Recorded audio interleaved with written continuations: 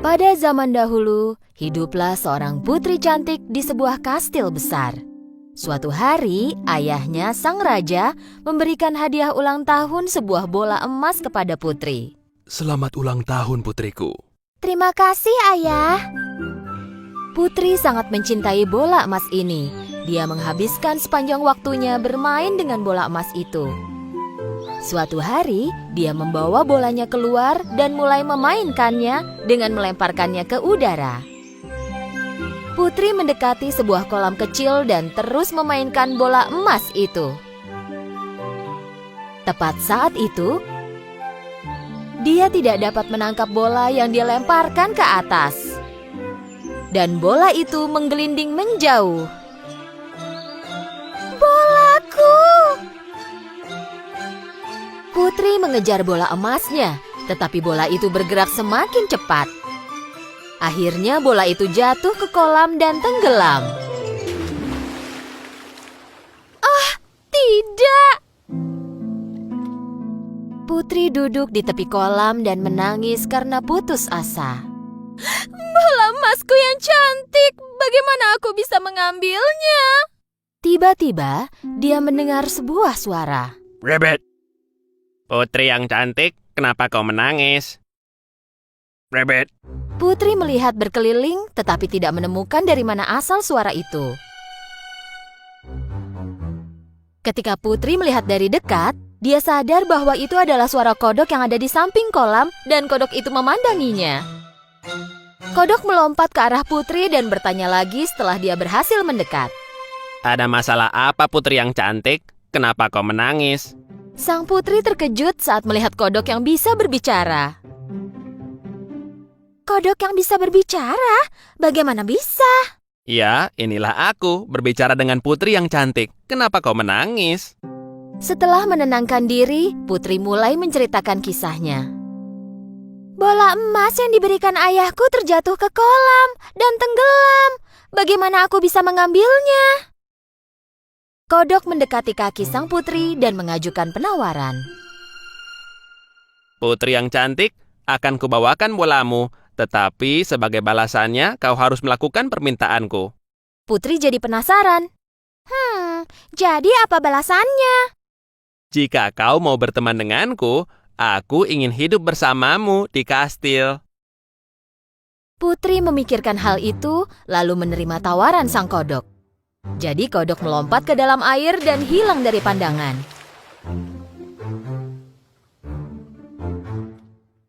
Tak berapa lama, kodok muncul kembali dengan bola emas dan melemparkannya kepada Putri. Setelah menemukan bolanya, Putri sangat senang dan mulai berjalan kembali ke kastil. Melihat sang putri pergi meninggalkan kodok, kodok mulai berteriak.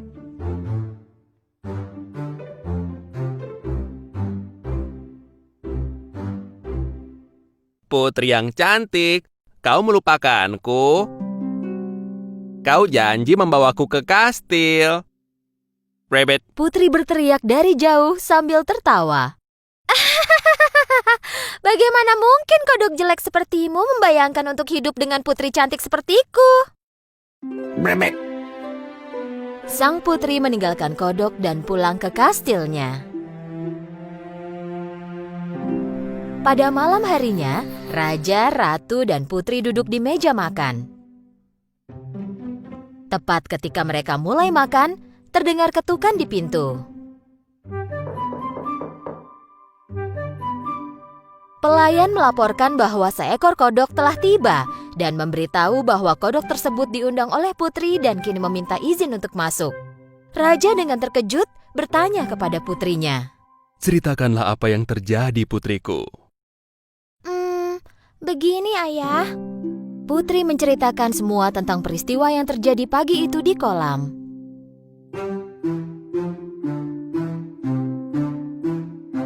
Jika kau berjanji kepada kodok untuk mengembalikan bolamu, maka tepatilah janjimu. Raja memerintahkan pelayan untuk membawa kodok tersebut masuk. Tak lama kemudian, pintu terbuka dan kodok kecil melompat masuk dan berhenti di samping meja makan. Selamat malam semuanya. Dan terima kasih Raja karena sudah mengizinkanku masuk.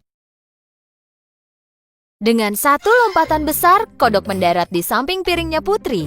Putri memandang kodok dengan rasa tidak senang. Raja meminta sebuah piring untuk kodok, tetapi sang kodok menghentikannya. Tidak perlu menyediakan piring, aku bisa makan dari piringnya Putri.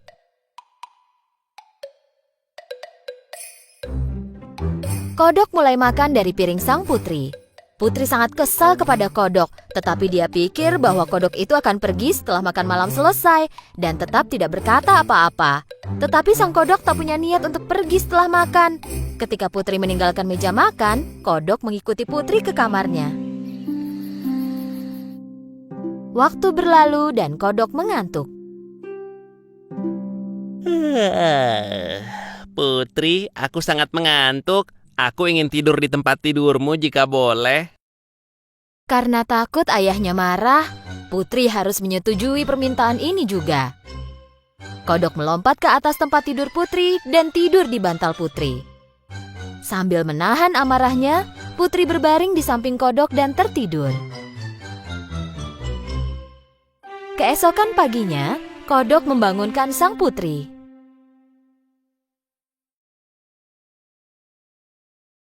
Selamat pagi, Putri yang cantik. Aku punya satu keinginan lagi darimu. Jika kau melakukannya, aku akan segera pergi. Mendengar bahwa kodok jelek itu akan segera pergi, tanpa kentara menunjukkannya, Putri sangat senang. Baiklah, katakan apa yang kau inginkan.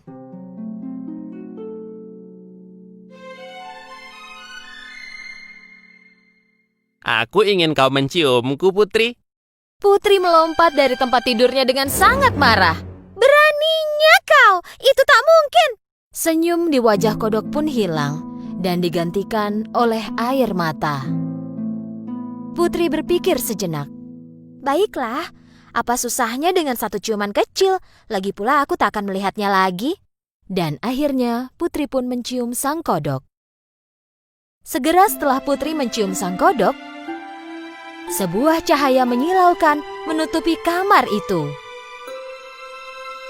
Karena silau, Putri tak bisa melihat apapun. Tak lama kemudian, cahaya itu menghilang. Putri mulai dapat melihat lagi, tapi kali ini dia tak percaya pada apa yang dia lihat. Tepat di mana tadinya kodok berada, kini berdiri seorang pemuda tampan. Sang putri kaget dengan apa yang dia lihat. Dia tak percaya dan kemudian bertanya, "Siapa kau? Bagaimana dengan kodok yang tadi berdiri di sini?" Putri yang cantik, aku adalah pangeran dari negeri yang jauh. Penyihir jahat mengutukku dan mengubahku menjadi seekor kodok. Untuk mematahkan kutukannya, aku harus bermalam di samping seorang putri dan mendapatkan ciuman darinya. Berkatmu, aku dibebaskan dari kutukan menjadi kodok selamanya. Sang putri sangat terkejut, tetapi juga sangat senang dengan apa yang dia dengar. Keduanya pergi menghadap raja dan menceritakan semuanya. Ini harusnya pelajaran kedua yang diajarkan kodok kepadamu, putriku. Kita tidak boleh menilai seseorang hanya dari penampilannya dan menghakimi tanpa tahu seluruh kebenarannya. Raja menjamu sang pangeran beberapa hari lagi di kastilnya. Pangeran dan putri mengunjungi kolam tempat mereka bertemu pertama kali. Putri, maukah kau menikahiku dan ikut ke kerajaanku? Sang putri tersenyum dan mengangguk menerima lamaran pangeran. Dan tepat saat itu, sebuah suara memecahkan kesunyian. Rabbit, rabbit. Mereka mencari sumber suara itu. Ada kodok di samping kolam yang memandangi mereka. Mereka menahan nafas menunggu kodok itu bicara. Tapi tak terjadi apa-apa. Keduanya mulai tertawa. Jangan khawatir, kodok kecil. Aku yakin kau pun akan menemukan putri untukmu suatu hari. Dan tertawa lagi. Tak lama kemudian, mereka menikah dan hidup bahagia selamanya. Pada zaman dahulu, di negeri antah berantah, hiduplah seorang pangeran. Pangeran sudah waktunya untuk menikah, tetapi dia tidak menemukan putri untuk dinikahi. Dia berkeliling dunia untuk mencari putri calon istri. Semua putri dari kerajaan tetangga pun datang ke istana raja untuk bertemu sang pangeran. Tapi pangeran tidak menemukan putri yang tepat.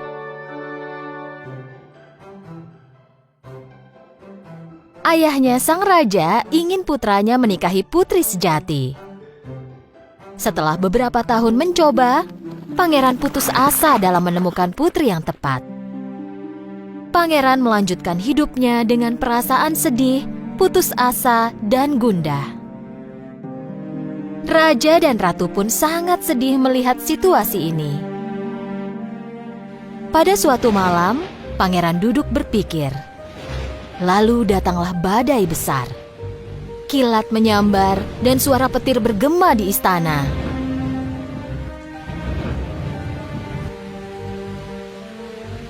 Pangeran tidak bisa tidur melihat kilat yang menyambar dari jendelanya. Tapi selain itu, dia terus memikirkan tentang putri yang akan menjadi calon istrinya. Di tengah-tengah suara berisik itu, salah seorang pelayan menyadari adanya suara ketukan di pintu. Pelayan membuka pintu dan melihat seorang gadis muda sedang menggigil dan basah kuyup.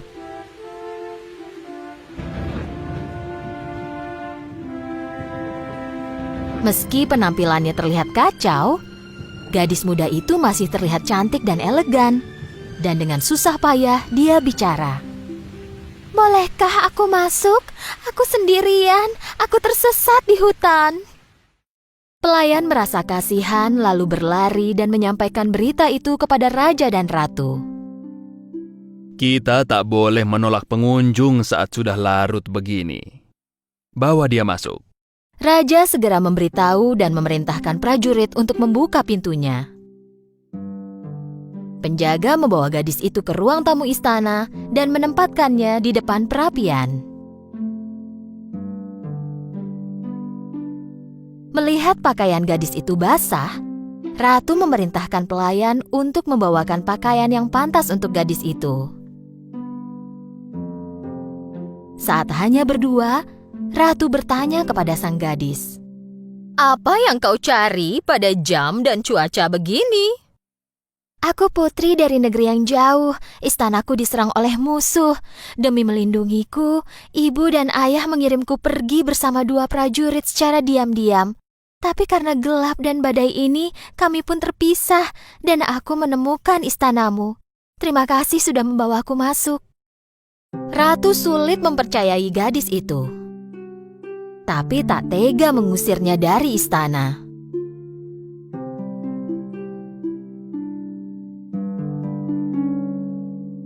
Pangeran penasaran ingin melihat siapa gadis misterius itu. Pangeran ingin bertemu dengannya. Pada saat itu, sang gadis mengenakan gaun yang diberikan ratu. Rambutnya sudah kering dan kini merasa kembali sebagai dirinya. Sekarang dia terlihat lebih elegan dan cantik. Ketika pangeran memasuki ruangan, dia tak percaya melihat betapa cantik dan elegannya sang gadis. Tapi dia masih ingin meyakinkan bahwa gadis itu benar-benar seorang putri. Ratu mengatakan dia akan menangani situasi tersebut dan mencari tahu apakah gadis itu putri sejati. Kita akan tahu malam ini apakah dia putri sejati. Pangeran dan putri berbincang-bincang hingga malam.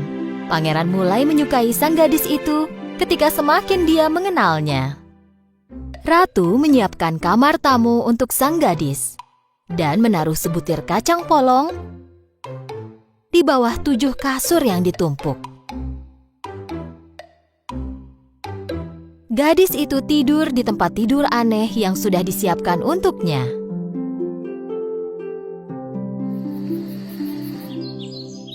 Keesokan paginya, Ratu menunggu gadis itu bangun. Setelah dia bangun, Ratu bertanya, "Apa tidurmu nyenyak tadi malam?" "Aku sangat beruntung diberi tempat berteduh, tapi aku tidak bisa tidur tadi malam." "Benarkah? Aneh, kenapa bisa begitu?" "Badanku sakit, punggungku sakit. Sepertinya tadi malam aku tidur di atas sesuatu yang sangat keras." Inilah jawaban yang dinantikan oleh sang ratu.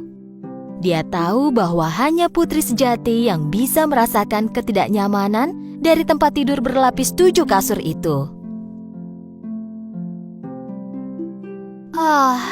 Ratu mendatangi pangeran dan menjelaskan semua yang terjadi. Setelah mendengarnya dan akhirnya tahu bahwa gadis itu adalah putri sejati, pangeran sangat senang. Pangeran memberitahu raja bahwa dia ingin menikahi sang putri. Raja pun menyetujui permintaan putranya untuk menikahi sang putri. Pangeran meminta putri untuk tinggal di istananya beberapa hari lagi sampai perang di kerajaannya berakhir. Bahkan, raja mengirim pasukannya untuk menolong kerajaan sang putri. Tak lama kemudian, pangeran melamar sang putri. Maukah kau menikah denganku, Putri?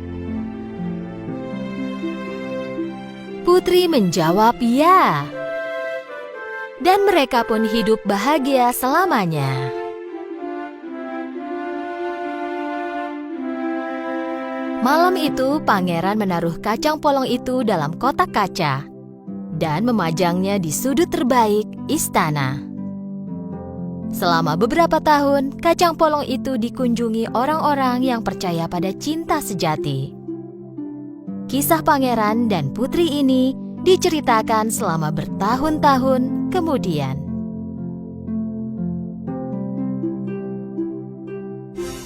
Pada zaman dahulu, hiduplah seorang raja yang memiliki 12 putri cantik. Ke-12 putri ini tinggal bersama di kamar yang cantik dan besar. Raja melindungi putri-putrinya dengan sepenuh hatinya, dan saat waktunya tidur di malam hari, putri-putrinya tidak diizinkan keluar.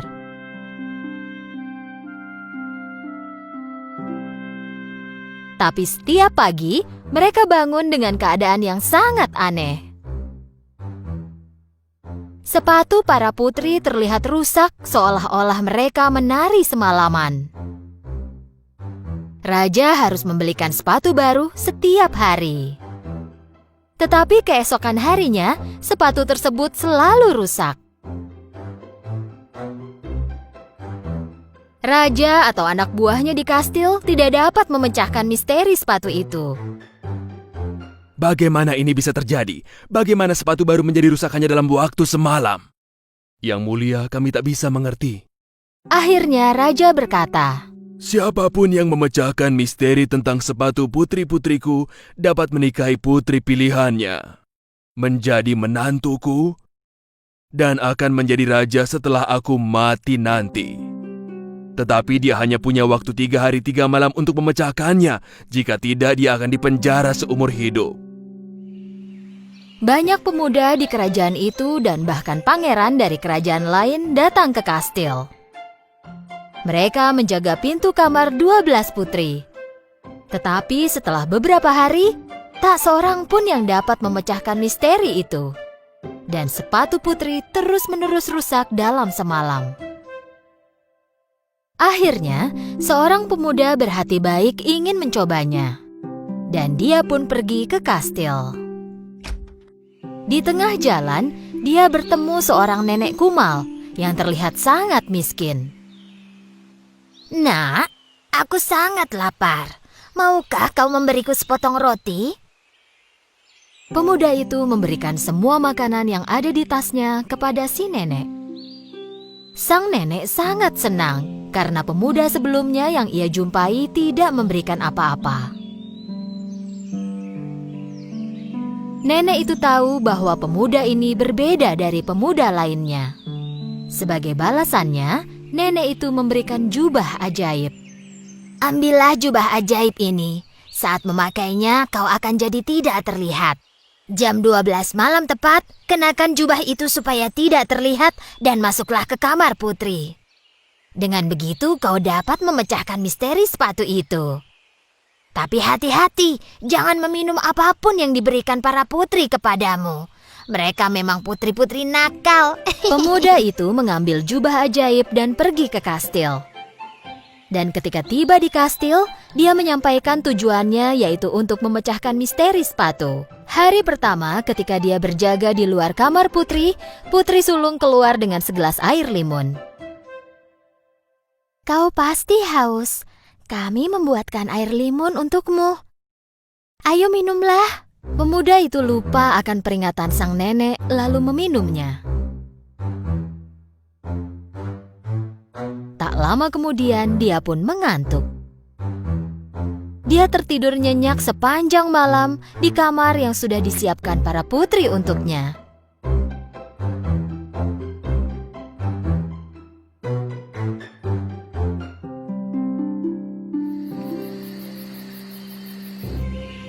Ketika pagi datang, pemuda itu bangun dengan panik.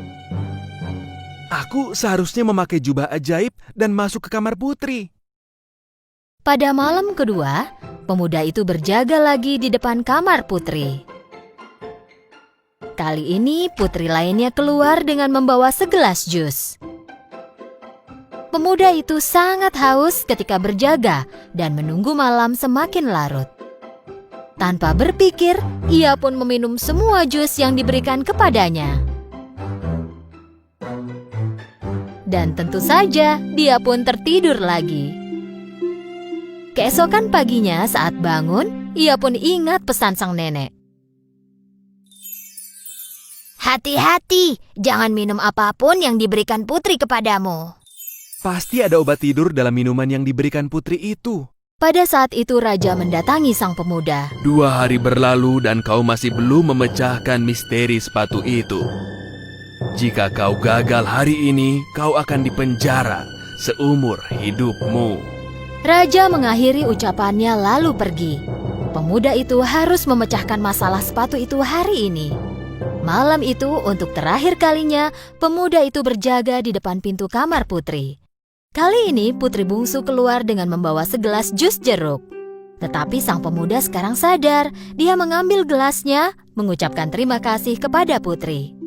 Dan ketika putri itu pergi, dia membuang jus jeruk itu ke pot di sampingnya.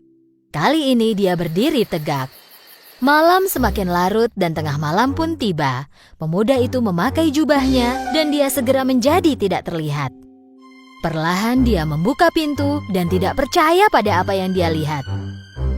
Semua putri mengenakan pakaian dansa tercantik mereka. Rambut tertata dan wajah dirias cantik sambil mengenakan sepatu baru. Coba lihat apakah pemuda di depan pintu itu sudah tidur? Salah seorang putri membuka pintu dan melihat keluar. Dan putri lainnya menempelkan telinganya ke dinding. Pada saat itu, sang pemuda tahu dia harus mengeluarkan suara mengorok.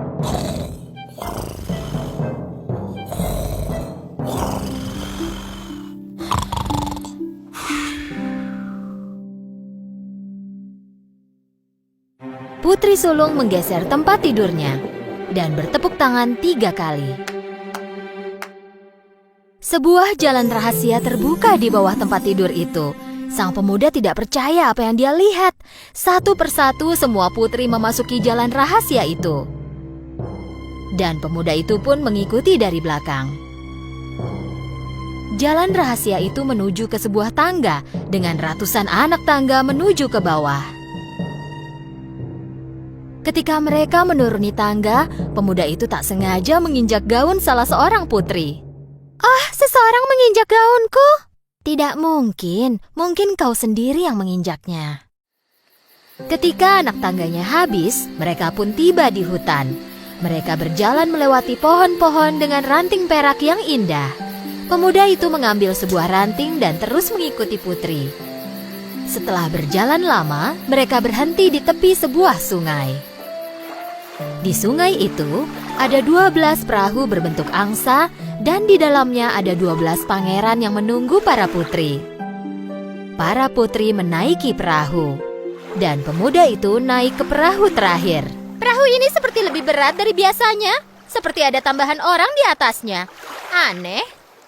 "Oh, berhentilah bermimpi."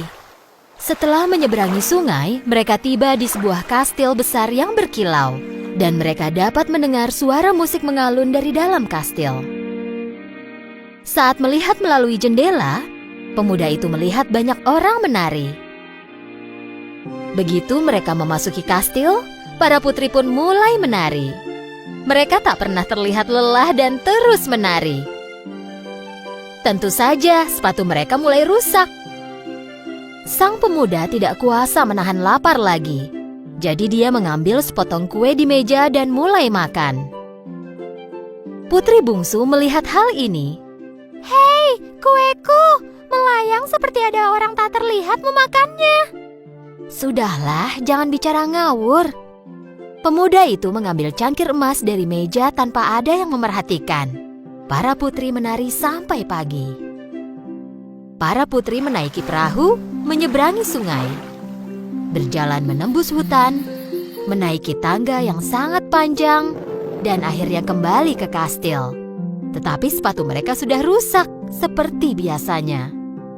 Pemuda itu sangat senang karena akhirnya dapat memecahkan misteri sepatu yang rusak.